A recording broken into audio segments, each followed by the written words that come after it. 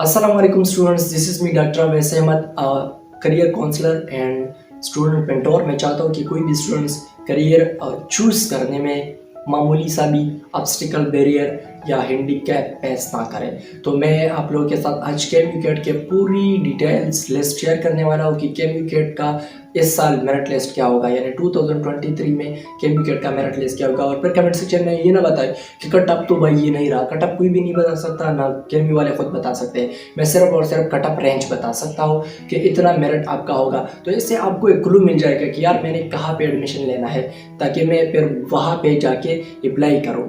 तो बगैर आप लोग का टाइम ज़ाया किए मैं जाता हूँ और आप लोगों को एक एक फील्ड की डिटेल बताता हूँ। सबसे पहले आते हैं नर्सिंग की तरफ।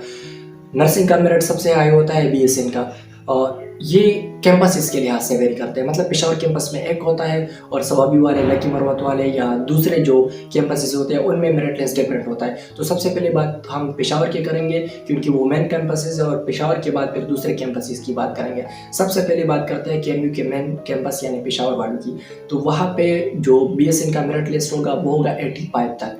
राउंड अबाउट आप लोगों ने 85 तक का एग्रीगेट लेना है भाई। पूरा MBBS है ये भी। 85 तक का एग्रीगेट आपको चाहिए अगर आप BSN करना चाहते हो पेशावर के कैंपस से। और अगर आप चाहते हो कि नहीं पेशावर से नहीं, सवात वाली दीगर कैंपसेस से, तो फिर आपको चाहिए कि 84 तक आपका एटलीस्ट हो। 84 83 इससे कम नहीं होना चाहिए BSN के लिए।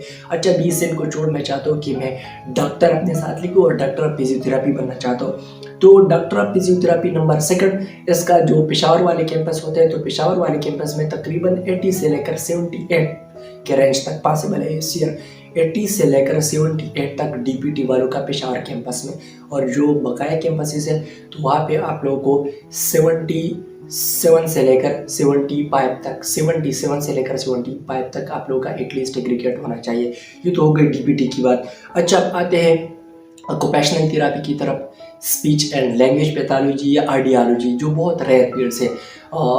आर्डियोलॉजी, स्पीच एंड लैंग्वेज पैथोलॉजी, तो उनका जो मेरिट होता है वो अमूमन लो होता है क्योंकि ये रेयर फील्ड है।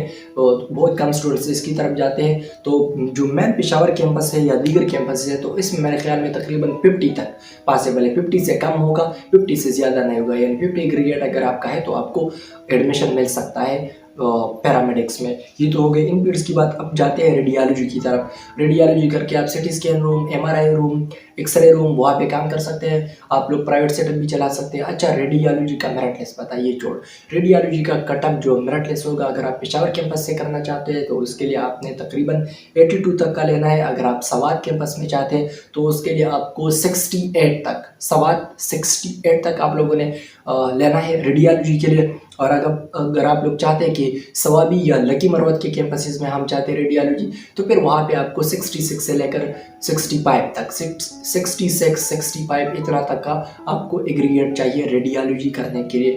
चलो, ये तो हो गई रेडियोलॉजी की बात। एनेस्थीसिया की बात करें, जो सबसे ज़्यादा MBBS वाले डॉक्टर्स, फीमेल डॉक्टर्स यानी गायनेकोलॉजिस्ट वो शादी करते हैं तो वो एनेस्थीसिया वालों के साथ करते हैं, आप लोगों के साथ नहीं। जो एनेस्थीसिया के स्पेशलिस्ट होते हैं उनके साथ करते हैं। तो एनेस्थीसिया, BS एनेस्थीसिया का बताएं कि इसका स्कोप क्या होता है। स्कोप का नहीं बताओ, बस जस्ट मेरिट लिस्ट का बताओ। चलो, मेरिट लिस्ट का बता लेता हूँ। तो पेशावर में जो है वो 79 है, 79 तक पॉसिबल है इस ईयर। और सवाब के कैंपस में 61 तक, सवाबी वाले कैंपस में 64 तक। पता नहीं लगता सवाबी का क्या अटैचमेंट है कि वो सवाब से आगे इसमें। सवाबी वालों का 64 तक पॉसिबल है और लकी मरवत वालों का 50 तक। लकी मरवत वाले सच इंटरेस्टेड नहीं है BS एनेस्थीसिया में। अच्छा, डेंटल का बताइए। BS डेंटल का अगर पेशावर के कैंपस में अपने करने हैं तो 80 तक का आप लोगों का एटलीस्ट एग्रीगेट होना चाहिए, 80 79 इस तरह। तो पेशावर के कैंपस में अगर आप डेंटल करना चाहते हो तो उसके लिए आपको BS डेंटल 80 तक का एग्रीगेट चाहिए। BS डेंटल करके आप प्राइवेट सेटअप फ्री में चला सकते हैं भाई, और पैसा कमा सकते हैं। डायरेक्टली प्रोपोर्शनल है इस स्कोप को। अच्छा, ये तो हो गई BS डेंटल पेशावर कैंपस की बात। सवात वाली जो कैंपस है उसमें 68 तक पॉसिबल है, और जो सवाबी वाला कैंपस है तो वहाँ तक 62 तक पॉसिबल है। सवाबी और लकी मरवत 62 तक पॉसिबल है BS डेंटल का। कार्डियोलॉजी की बात करें, कार्डियोलॉजी अगर आपने पेशावर के एक कैंपस से, मेन KMU कैंपस से करनी है तो वहाँ पे आप लोगों ने एटलीस्ट 77 या 78 तक एग्रीगेट लेना है। एग्रीगेट की मैं बात करता हूँ, मार्क्स की नहीं भाई। एग्रीगेट की मार्क्स कौन ले सकता है, मुझे पता है आप लोग कितने हार्ड वर्क करो। कल मुझे एक स्टूडेंट ने बताया कि सर मैं चाहता हूँ कि मैं एडमिशन ले लूँ BSc में और मेरा एग्रीगेट 59 है। तो मैंने उनसे कहा कि भाई 3rd टेस्ट दे। उन्होंने कहा कि 3rd टेस्ट के लिए अप्लाई दिए। तो फिर मैंने कहा कि 3rd टेस्ट देने के बाद फिर मुझे कहो। उन्होंने कहा कि क्या करो? मैंने कहा काम करो, स्टडी करो, मेहनत करो, MCQ सोल्यूशन करो। उसने कहा कैसे करो? मैंने कहा स्टूडेंट्स कैसे करते हैं? उसने कहा मैं नहीं कर सकता, मुझे बताओ कि मैं सीट कैसे ले लूँ। भाई ये देख, नर्सिंग का सीट भी अब पैसों से ले रहा है। सोसाइटी है जी पे, नाम नहीं लेना चाहता, प्राइवेसी को सिक्योर करना चाहता हूँ। चलो it was just for fun, ignore करें इसको। अच्छा, कार्डियोलॉजी पेशावर कैंपस में 78, सवात के कैंपस या सवाबी के कैंपस में या लकी मरवत के कैंपस में अगर आप लोगों ने करना है कार्डियोलॉजी, हार्ट के पेशेंट, हार्ट के डॉक्टर, अगर आप लोगों ने बनने हार्ट के पेशेंट तो आप सब हो, तो वहाँ तक आप लोगों ने 68 तक का लेना है। अच्छा, सर्जिकल में जो OTA होते हैं, सर्जिकल असिस्टेंट, जो सर्जन को असिस्ट करते हैं, भाई स्टिचिंग में असिस्ट करते हैं, मुख्तलिफ किस्म के औजार पकड़ने में असिस्ट करते हैं सर्जन को। तो सर्जिकल BS सर्जिकल के लिए आप लोगों ने पेशावर के कैंपस में एटलीस्ट 74 तक लेना है। अगर सवात के आप हो तो वहाँ पे आपने 65 तक, और सवाबी या लकी मरवत के हो तो 62 तक भाई आप ले लें, एडमिशन आपको मिल जाएगा। अच्छा, EMLT की बात करें, जो मेडिकल लैब टेक्नीशियन होते हैं जिनका काम लैब में होता है, जो मुख्तलिफ किस्म के टेस्ट परफॉर्म करते हैं, लाइक CBC टेस्ट या टेस्ट, आप लोगों को पता है कि कितने टेस्ट है, डिटेल में बताना नहीं चाहता।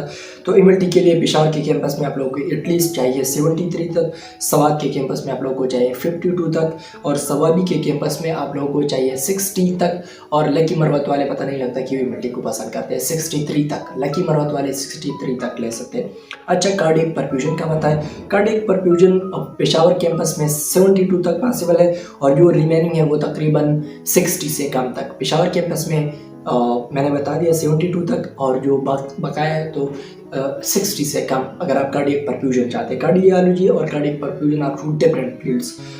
तो चलो ये बताओ न्यूरोफिजियोलॉजी का कितना है। न्यूरोफिजियोलॉजी का अगर आप पेशावर कैंपस में करना चाहते हैं तो वहाँ पे आपको एटलीस्ट 60 तक का चाहिए, और अगर आप दूसरे फील्ड्स में चाहते हैं तो वहाँ पे 55 तक आपका न्यूरोफिजियोलॉजी में हो जाएगा। इमरजेंसी क्या बताइए, इमरजेंसी में हम काम करना चाहते हैं भाई, इमरजेंसी में अगर आप लोग इमरजेंसी टेक्नोलॉजी करना चाहते हैं तो वहाँ पे आप लोगों को पेशावर के कैंपस में चाहिए 68 से लेकर 66 तक, बाकी का मुझे नहीं पता कि कितना चाहिए।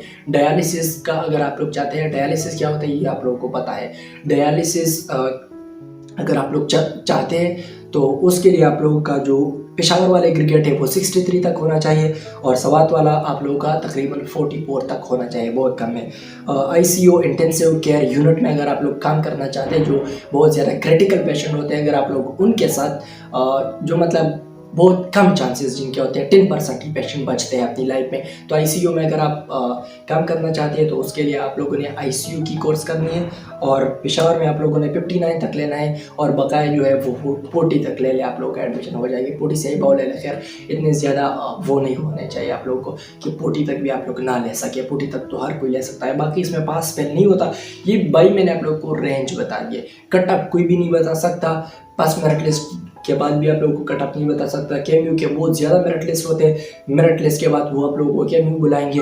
अच्छा, मेरिट लिस्ट में आपका सिलेक्शन हो गया, फिर आपको बताएंगे कि इस फील्ड में आपका सिलेक्शन पॉसिबल है। चलो फार्मेसी का आज हो गया, फिर नेक्स्ट जो वीक है उस पर DPT का है, DPT का भी हुआ, उस पर भी आपको नहीं मिला, EMLT में आपको बुला लिया, रेंज तक बुलाते हैं। भाई आप एडमिशन लेना चाहते हो इस फील्ड्स में, आपको एडमिशन मिल सकता है। अगर आप चाहते हैं तो ले ले, अगर आप नहीं चाहते तो फिर दोबारा है। तो ये चक्कर आप लोगों ने KMU के लगाने हैं, बहुत ज़्यादा एक कंट्रोवर्शियल चीज़ है, तो मैंने भी एक कंट्रोवर्शियल वे में बता दिया, ज़्यादा क्लियर नहीं बता दिया। चलो, अगर आप लोग हमारे चैनल पर नए हैं तो चैनल को ज़रूर सब्सक्राइब करें और अपने दोस्तों के साथ शेयर करें। Thank you so much.